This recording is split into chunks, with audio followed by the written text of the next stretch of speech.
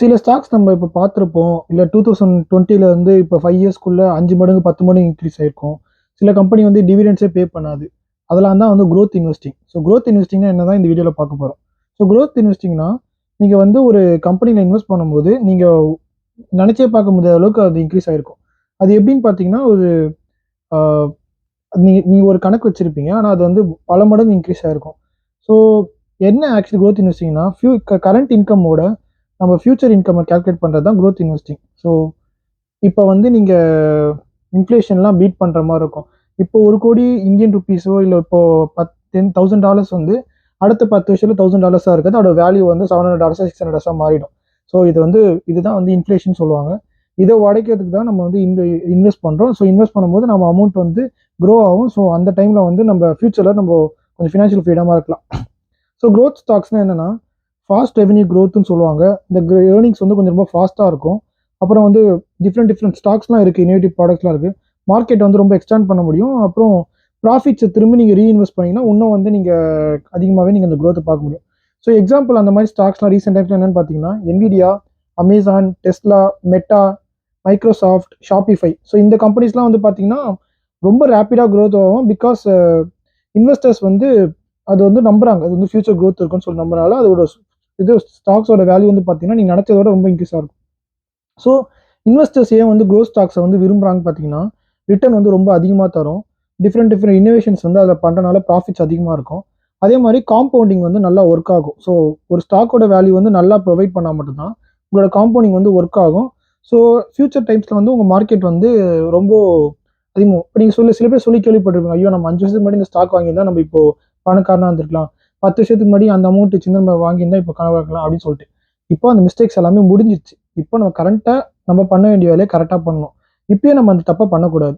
ஏன்னா முன்னாடி நம்ம அதை சொல்லியிருப்போம். அந்த டைம்ல நம்மகிட்ட என்ன நம்ம காசு வந்தோடனே சரி இன்வெஸ்ட் பண்ணலாம், காசு வந்தா இன்வெஸ்ட் பண்ணலாம்னு நம்ம நினைச்சிட்டே இருந்துட்டு நம்ம இவ்வளோ நாள் விட்டுருப்போம். ஆல்ரெடி பண்ணவங்க நிறைய பேர் இருப்பாங்க. ஆனா இப்போ நம்ம கிட்ட இருக்கும்போது கம்மியா சம்பாதிச்சாலும் பரவாயில்ல, அட்லீஸ்ட் ஒரு 10% 20% உங்க சேலரிலேருந்து இன்வெஸ்ட்மெண்ட் எடுத்து வச்சா மட்டும்தான் நீங்க அந்த இன்ஃப்ளேஷனை பீட் பண்ண முடியும். ஃபியூச்சர்ல ஃபினான்ஷியல் ஃப்ரீடமும் வர முடியும். உங்களோட growth வந்து ஃபினான்ஷியல் growth வந்து நல்லா இருக்கும். இப்போ நீங்க போறப்போ பெருசா ரிட்டர்ன்ஸ் உங்க கண்ணுக்கு தெரியாது. ஆனா மாசம் மாசம் நீங்க கன்சிஸ்டன்டா இன்வெஸ்ட் பண்ணிட்டு வரப்போ growth எக்ஸ்பேண்டா தெரியும். ஸோ டெஸ்லாவோட ஸ்டாக்ஸ், நீங்க ஃபேஸ்புக்கோட stocks, Meta stocks, Shopify, Nvidia இந்த ஸ்டாக்ஸ் எல்லாமே நீங்க 3 இயர்ஸ் 4 இயர்ஸ் பிஃபோர் எடுத்து பாருங்களேன். ரொம்ப நாள் முன்னாடிலாம் சொல்லல. நீங்க 3 இயர்ஸ் to 4 இயர்ஸ் இல்ல 5 இயர்ஸ் பிஃபோர் எடுத்து பாருங்க. அப்ப இருந்த வேல்யூ இப்ப இருந்த வேல்யூ 50% 100% ரிட்டர்ன்ஸ் வந்திருக்கும். அது எப்படி அப்படின்றது தான் growth இன்வெஸ்ட்மெண்ட் சொல்லுவாங்க. ஆனா நிறைய பேருக்கு அந்த டைம்ல இன்வெஸ்ட் பண்ண காசு இருந்திருக்காது. இது என்னடா பண்ணுமாடா, இந்த டைம் நம்ம சாப்பிட்டுப்போம், இந்த டைமுக்கு நம்ம வெளில சுத்தலாம், இந்த டைம் வெக்கேஷன் போகலாம்னு பண்ணலாம். இது என்ஜாய்மெண்ட் எல்லாமே தனியா இருக்கட்டும். இருந்தாலும் இன்வெஸ்ட்மெண்ட்டுக்கு நம்ம ஒரு குறிப்பிட்ட பங்கு போட்டிருந்தா, இப்போ நீங்க அந்த வேல்யூ பார்க்கும்போது உங்களுக்கே ஒரு ஹாப்பினஸ் வரும். ஓகே நம்ம ஒரு ரிட்டர்ன்ஸ் நல்லா இருக்கேன்னு சொல்லிட்டு. அந்த டைம் முடிஞ்சுச்சு. இப்போ இனிமேலும் நம்ம கிட்ட நிறைய டைம் இருக்கு. ஸோ இந்த டைமை வந்து நம்ம கரெக்டாக இன்வெஸ்ட் பண்ணி ஆரம்பிக்கணும். ஸோ அந்த மாதிரி growth இன்வெஸ்ட்மெண்ட் ஸ்டாக்ஸ்ல இன்வெஸ்ட் பண்றது வந்து growth பொட்டன்ஷியல் வந்து ரொம்ப ஜாஸ்தியா இருக்கும். லாங் டேர்ம்க்கு நீங்க வெல்த் கிரியேட் பண்ணதுக்கு ரொம்ப இதுவா இருக்கும். இன்ஃப்ளேஷன் வந்து கண்டிப்பா பீட் பண்ண முடியும் லாங் டேர்ம்ல. அதே மாதிரி யங் இன்வெஸ்டர்ஸ்க்கு வந்துட்டு இது ஒரு நல்ல விஷயம்னா உங்களுக்கு நிறைய டைம் இருக்கு அந்த காம்பவுண்டிங் அந்த அமௌண்ட் க்ரோ ஆகுறதுக்கு. ஸோ காம்பவுண்ட் வந்து ரொம்ப நல்லா இருக்கும். ரிஸ்க்லாம் இருக்கு, இல்லாம சொல்ல.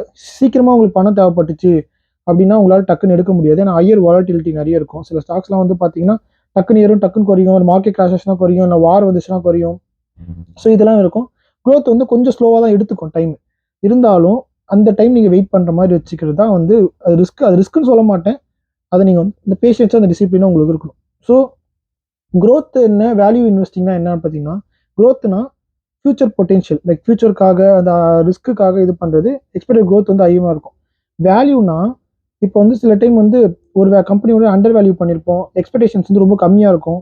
ஆனால் வந்து அதுவும் ஒரு நல்ல ஸ்டாக்காக கூட இருக்கலாம். இப்போ அது எப்படி நான் Nvidia, Amazon எல்லாமே சொல்றேனோ, அதே மாதிரி ETFஸ்லயும் வந்து நல்ல ETFஸ்லாம் இருக்கு. நீங்க வந்து ETFனா நான் சொன்ன மாதிரி தான். அது வந்து ஒரு ஸ்டாக், அதுலேயே நிறைய கம்பெனிஸ் இன்வால்வ் இருக்கிறது தான் வந்து ஒரு ஸ்டாக். ஸோ மல்டிபிள் கம்பெனிஸ் வந்து ஒரே ஸ்டாக் இன்வால்வ் இருக்கிறது தான் ETF.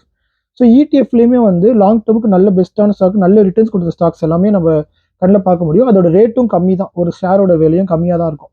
ஸோ அந்த மாதிரி எக்ஸாம்பிளான ஸ்டாக்ஸ் பார்த்தீங்கன்னா TQQ, VUG, XQQ, அப்புறம் VFV, அப்புறம் எக்ஸிக்யூட்டி. என்னோட ஃபேவரட் வந்து எக்ஸிக்யூட்டி தான். நான் வந்து எப்பவுமே சஜஸ்ட் பண்ணுவேன். நான் அதே மாதிரி நான் ஃபினான்ஷியல் அட்வைஸர்லாம் ஒன்றும் கிடையாது. இதுதான் வாங்கணும் அப்படின்னு சொல்ல, நீங்கள் எது வாங்கினாலும் ரிசர்ச் பண்ணி தான் வாங்கணும். நான் என்ன எல்லார்கிட்டையும் சஜஸ்ட் பண்ணுவேன்னா இன்வெஸ்ட் பண்ணுங்கன்றது மட்டும் தான் நான் சஜஸ்ட் பண்ணுவேன். எதில் இன்வெஸ்ட் பண்ணுறதுன்றது வந்து உங்கள் கையில் தான் இருக்குது. எப்படி நிறைய சோர்சஸ் இருக்குது இன்வெஸ்ட் பண்ணுறதுக்கு. ஆனால் இன்வெஸ்ட்மெண்ட்டே பண்ணாமல் இருக்கிறது தான் பெரிய தப்பு நான் சொல்லுவேன். ஸோ இந்த க்ரோத் இன்வெஸ்ட்மெண்ட்டில் இருக்கவங்களாம் இந்த இன்வெஸ்ட்காக யாரெல்லாம் இன்வெஸ்ட் பண்ணலாம் பார்த்தீங்கன்னா young investors, long term investors எல்லாமே இல்லை தாராளமாக இன்வெஸ்ட் பண்ணலாம். நீங்கள் லாங் டேர்மில் வந்து ஒரு நல்ல வெல்த் கிரியேட் பண்ணணும்னா நீங்கள் இந்த ஸ்டாக்ஸில் வந்து இன்வெஸ்ட் பண்ணியே ஆகணும். சீக்கிரமாக மணி தேவைப்படுதுன்னா இன்வெஸ்ட் பண்ணக்கூடாது. ஸோ வந்து உங்களுக்கு மந்த்லி சேலரி வருது $1000 எக்ஸாம்பிள், நம்ம கணக்கு போகிறதுக்காக ஈஸியாக சொல்லிக்கலாம். $1000 உங்களுக்கு சேலரி வருதுன்னா ஸோ அதில் வந்து 20%, அதனால தான் $200 வந்து இன்வெஸ்ட்மெண்ட்டுக்குன்னு எடுத்து வச்சுக்கணும். ஸோ $200 12 months போட்டால் எவ்வளோ? ஸோ $2400 கணக்கு பண்ணி பாருங்களேன். 5 years போட்டால் எவ்வளோ?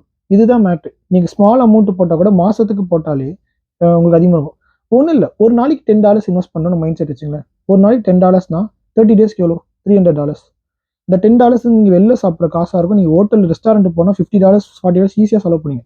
இது எல்லாமே பண்ணலாம். ஆனால் $10 மினிமம் நீங்கள் ஒரு நாளைக்கு இன்வெஸ்ட் பண்ண முடியாதா? இதுதான் உங்களுக்கு கேள்வி. நீங்கள் உங்கள் இன்கம் கம்மியாக கூட இருக்கட்டும். ஸோ நீங்கள் இது பண்ணிங்கனாலே உங்களோட இன்கம் வந்து நல்லாவே ஜென்ரேட் ஆகும்.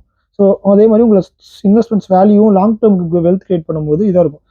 அந்த டைம்லையும் நம்ம ஃபியூச்சரில் ஒரு 20 years கழிச்சு நம்ம காசுக்காக ஓடிட்டு ஸ்ட்ரெஸ்ஸாக இருந்தோம்னா நம்ம தப்பான முறையை வந்து ஃபாலோ பண்ணியிருக்கோன்னு அர்த்தம். ஸோ நம்ம வந்து பேச்செக் டு பேச்செக்கு நம்பி வாழ்ந்துட்டு இருக்க மாதிரி இருக்கும். அதனால் வந்து நான் என்ன சொல்லுவேன்னா, இந்த அதே மாதிரி சில பேர் வந்து இந்த சோஷியல் மீடியாவை பார்த்து இந்த ஸ்டாக் அந்த ஸ்டாக்னு சொல்லிட்டு வாங்கிட்டு லாஸ் ஆகிறவங்களும் இருக்காங்க. மார்க்கெட் கிராஷ் அப்போ டக்குன்னு பயத்தில் இன்வெஸ்ட் பண்ணுற செல் பண்ணுறவங்க. ஸோ இதெல்லாமே இருக்குது. ஸோ என்னை பொறுத்த வரைக்கும் லாங் டேர்ம் தான் எப்பவுமே ஒர்த்து. ஷார்ட் டேர்ம்னா வந்து ரொம்ப ஃபினான்ஷியல் நாலேஜ் இருக்கணும். அதுக்கு நம்ம அதுலேயே டைம் ஸ்பெண்ட் பண்ணுற மாதிரி இருக்கும். ஏன்னா அது மார்க்கெட் ஓப்பன் ஆகிற டைமில் பார்க்கணும், கரெக்டாக க்ளோஸ் பண்ணுற டைமில் பார்க்கணும். இது நிறைய இருக்குது. நான் லாங் டேர்ம் தான் எப்பவுமே நான் ப்ரிஃபரன்ஸ் பண்ணுவேன். அது என்னோட பர்சனல் ப்ரிஃபரன்ஸ் தான். ஆனால் நீங்கள் வந்து ரொம்ப சீக்கிரமாக வந்து ப்ராஃபிட்ஸ் எதிர்பார்க்கணும் பண்ணி இன்வெஸ்ட்மெண்ட்ஸ் பண்ணக்கூடாது. இது லாங் டேர்முக்கு பில்ட் பண்ணணும். அடுத்த 10 வருஷம் அடுத்த 20 years நம்ம ஃபினான்ஷியல் ஃப்ரீடமாக இருக்கணும் அப்படின்னு சொல்லலாம். எல்லாரும் நினைக்கலாம், என்னடா ஃபியூச்சருக்காக வந்திருக்கோம், நம்ம இப்போ இருக்க மூமெண்ட் என்ஜாய் பண்ணணும்னு. இது இருக்கணும்.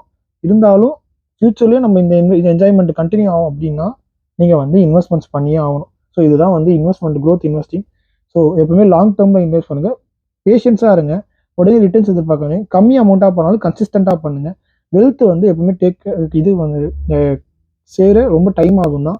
ஆனால் ஒன்ஸ் காம்பவுண்ட் ஒர்க் ஆக ஆரம்பிச்சிச்சு, உங்கள் கிராஃப் பிக்கப் ஆரம்பிச்சிச்சுன்னா நீங்கள் நினைக்காம உங்கள் பணம் உங்களுக்காகவே வேலை செய்யும். ஸோ இதான் இந்த வீடியோ. ஸோ நான் வந்து என்டையர் வீடியோவுமே வந்து ஸோ எடிட்டே பண்ணாமல் நான் ஃபுல்லாக தான் அப்படியே பேசி போடுறேன். ஏன்னா எனக்கு எடிட் தெரியாது. நான் வந்து எனக்கு அந்த டைமில் என்ன மைண்டில் வருதோ, நான் என்ன ரிசர்ச் பண்ணணும் அதுதான் சொல்கிறேன். ஸோ சிங்கிள் டேக்கில் எடுக்கிறேன். ஸோ கொஞ்சம் சப்போர்ட் பண்ணால் நல்லாயிருக்கும். ஸோ இந்த வீடியோ பிடிச்சிருந்தா லைக் பண்ணுங்கள். மறக்காம சேனலை சப்ஸ்கிரைப் பண்ணுங்கள். தேங்க்யூ.